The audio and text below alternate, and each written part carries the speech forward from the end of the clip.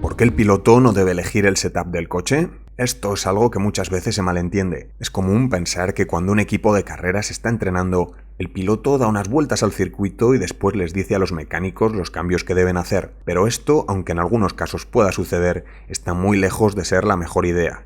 Veamos las razones. Bueno, antes de desmontar este mito, vamos a aclarar a qué nos referimos cuando hablamos del setup del coche. Estos son los cambios que podemos hacer en diversas partes para intentar que el funcionamiento se adapte mejor al circuito y a las condiciones, con idea de hacer un mejor tiempo por vuelta o mejorar algún otro apartado, como el desgaste de los neumáticos y cosas así.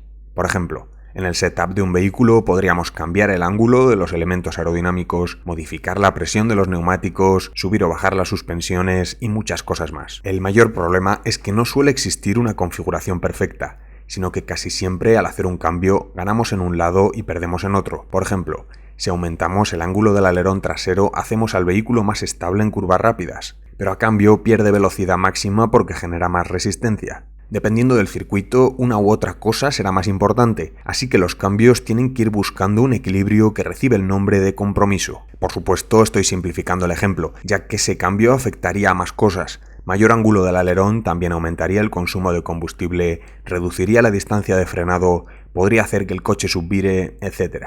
Vamos, que como te puedes imaginar es un rompecabezas llegar al compromiso óptimo de cada circuito y situación, y como las horas de pruebas no son infinitas, hay que intentar acercarse a un buen resultado general sin obsesionarse en la perfección en cada apartado, que es casi imposible de alcanzar la mayoría de veces. Dicho esto, vamos a ver por qué idealmente no debería ser el piloto el que decida si aumentar o no el ángulo del alerón o hacer algún otro cambio concreto. Una pista para adivinarlo es descubrir que en los inicios de la competición sí sucedía así que pensemos en lo que ha cambiado más con el tiempo.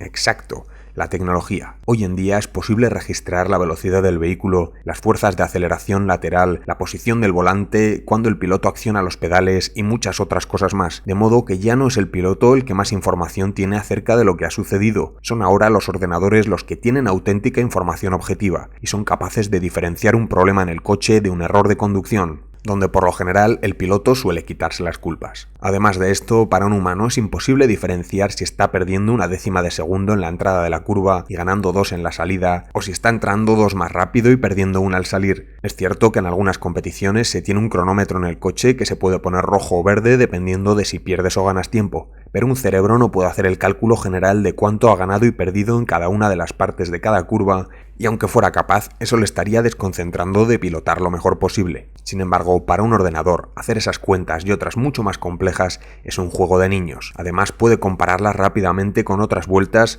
antes incluso de que el coche haya vuelto a boxes. A todos los datos que se registran del desempeño del vehículo los llamamos telemetría, y como puedes imaginar es una pieza muy importante en un equipo de competición serio que pretenda los mejores resultados. Otro asunto clave relacionado a las limitaciones del piloto es que como no puede medir con tanta precisión como de rápido está circulando, a veces puede estar confundiendo lo que le haría más rápido. Lo voy a decir de otra forma, el coche más rápido no tiene por qué ser el más cómodo de conducir. Y de hecho, eso casi nunca sucede. Así que en algunos casos un piloto podría estar pidiendo una modificación que le haga más cómoda la conducción, pero a la vez más lento. Lógicamente, el vehículo debe ser pilotable, pero al piloto no le pagan para que vaya cómodo, sino para que vaya rápido. Si lo que busca es confort, seguro que el equipo le invita a que lo busque en el sofá de su casa. Uno de los mejores métodos para analizar el desempeño de los vehículos es la medición de la temperatura de los neumáticos, ya que son el único método para transmitir la potencia al suelo, frenar y girar. Si detectamos que uno o varios neumáticos están demasiado fríos, podemos deducir que se está desaprovechando su agarre y hacer modificaciones al respecto. Esto es tan importante que no solo se mide la temperatura de cada rueda, sino que además se mide la temperatura en 3 puntos, el centro y los laterales. Así, por ejemplo, si vemos que está frío el exterior de una rueda, podemos corregir el ángulo de caída para hacer que apoye mejor y se aproveche todo el agarre. Sin duda, un buen registro de las temperaturas es uno de los datos más importantes que se pueden tomar para hacernos más rápidos, a veces incluso más importante que el tiempo por vuelta, ya que esto hará que el desgaste sea más equilibrado, y en una carrera larga puede marcar la diferencia, ya que de nada te vale ser el más rápido en 10 vueltas si luego tienes que cambiar los neumáticos mucho antes que tus rivales, o pelearte con neumáticos en mal estado durante muchas vueltas donde perderás más tiempo del que habías ganado. Volviendo a hablar del trabajo del piloto, Hay que entender que en un equipo grande cada persona está especializada en lo suyo, y los buenos ingenieros suelen llevar más años en competición que los pilotos, tienen mayor conocimiento técnico del coche y les pagan para que lo hagan más rápido. Al piloto solo le pagan para que lo pilote, y por muy bueno que sea, siempre va a tener algo en lo que mejorar, ya sea la frenada, el giro o cualquier otra cosa. Así que el mejor resultado del equipo se consigue si cada uno se concentra en hacer su trabajo lo mejor que pueda.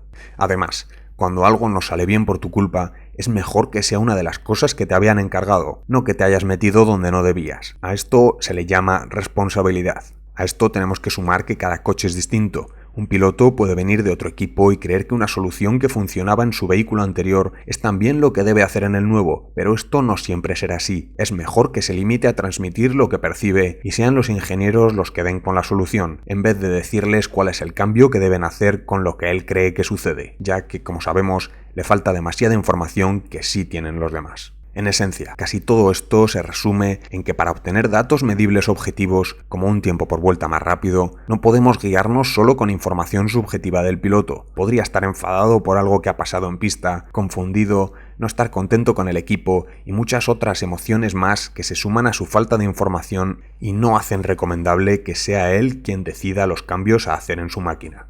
Y ya sé lo que alguno está pensando, pues mi piloto favorito es tan bueno y tiene tanta experiencia que sí es capaz de hacer esto. Bueno, quizás sí hay un poco de cierto en eso, pero tienes que entender esto también. Antes de convertirse en un supercampeón, habrá hecho cientos de carreras, y en la mayoría de esos años que lleva corriendo, especialmente cuando era novato, no tenía la capacidad de decirle a los mecánicos lo que hacer, sino que era el equipo de ingenieros el que tenía la última palabra de qué modificación era la que convenía. Y como ahora es campeón, sabemos que tenían razón. Con el paso de los años, el piloto habrá ido aprendiendo muchas cosas que ahora sí puede compartir y ayudar a que el coche sea más rápido, pero no olvides cómo ha llegado a ese punto. Lo diré con un ejemplo. Supongamos que llegas a un trabajo y no sabes afrontar un problema. Le dices al encargado y él te da la solución. Después de unos meses o años, es posible que puedas solucionar todo tú mismo, pero esas soluciones no las traías tú de casa, te las fueron dando. Si hubieras tenido que encontrar los remedios tú solo desde el principio, es seguro que habrías cometido muchos más errores, te habría llevado más tiempo y además, en caso de que no fuera una buena solución, la responsabilidad sería tuya. En el mundo de las carreras, como te puedes imaginar, cometer un error te puede costar la vida, o sencillamente tener que renunciar a la carrera, algo que a los equipos les sienta muy mal, especialmente si es por culpa de alguien que estaba haciendo el trabajo de otro.